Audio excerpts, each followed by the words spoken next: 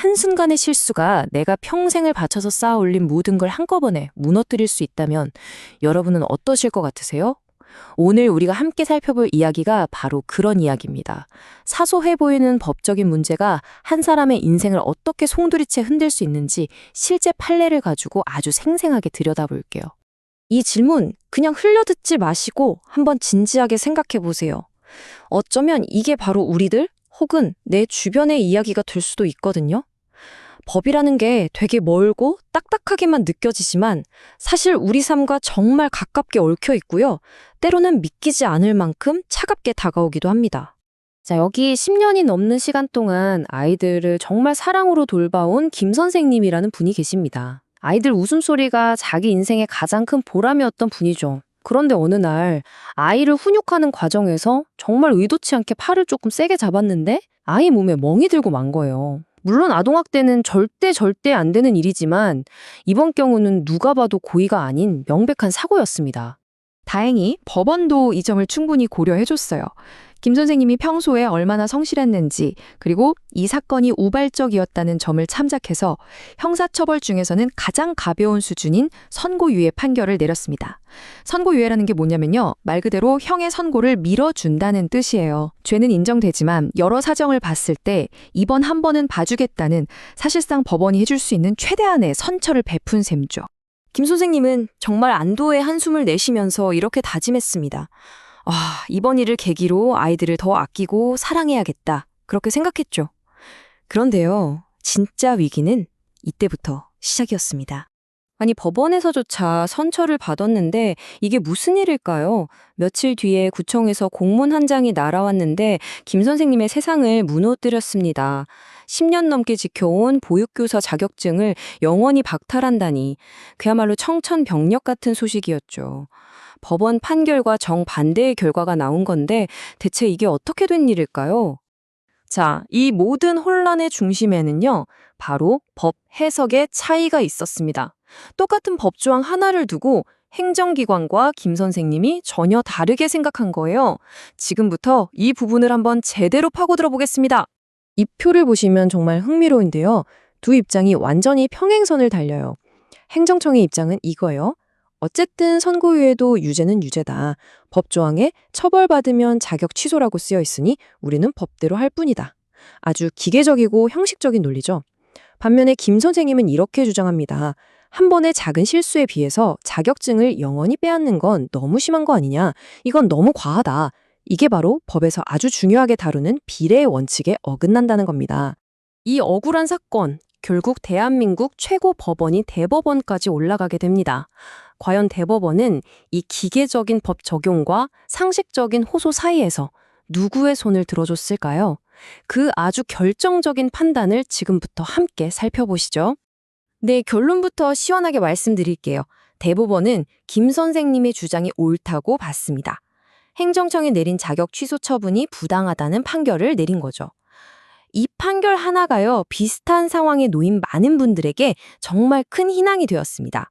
대법원의 논리는 아주 명쾌하고 상식적이었습니다. 첫째, 법조항에 쓰인 처벌이라는 단어는 보통 벌금형이나 징역형처럼 실제 형이 선고된 경우를 말하는 거지 선고 자체를 미뤄준 선고유예까지 포함한다고 보기는 어렵다는 겁니다.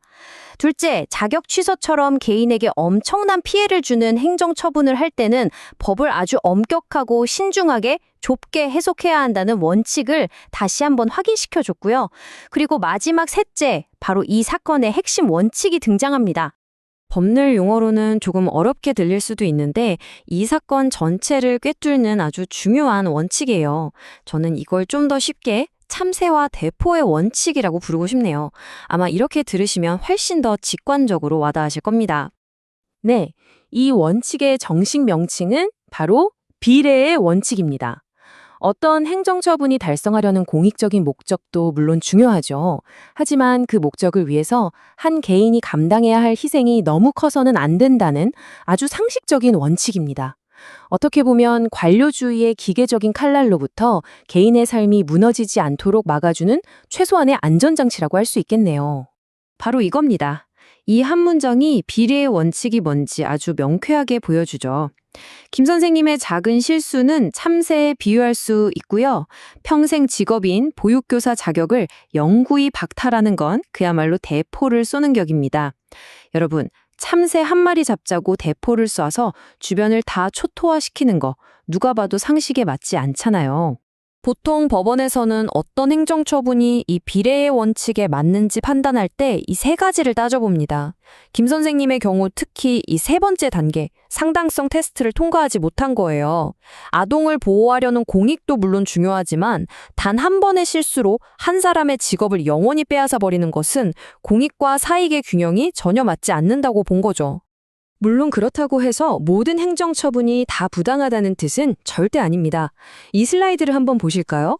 한 어린이집 원장이 고의로 서류를 조작해서 국가 보조금을 빼돌린 사건이에요.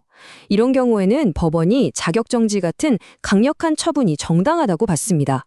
왜냐하면 행위의 고의성이나 사회에 미치는 해악의 정도를 따져보니까 이때는 대포를 쏘는 것이 마땅하다고 판단한 거죠.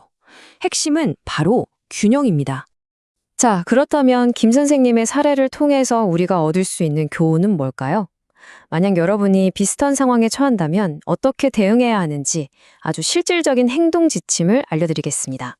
혹시라도 억울한 처분 통지서를 받으셨다면 당황하지 말고 이 단계를 꼭 기억하세요.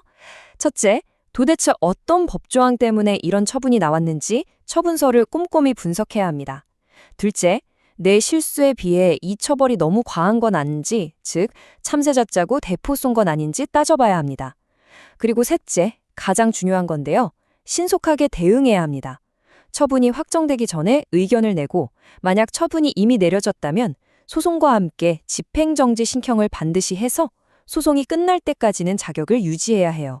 물론 이 모든 과정이 혼자 하기에는 벅찰 수 있으니 전문가의 도움을 받는 것이 현명하겠죠.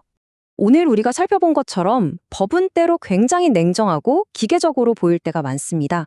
하지만 그 안을 자세히 들여다보면 비례의 원칙이라는 상식과 균형의 정신이 분명히 살아 숨쉬고 있어요.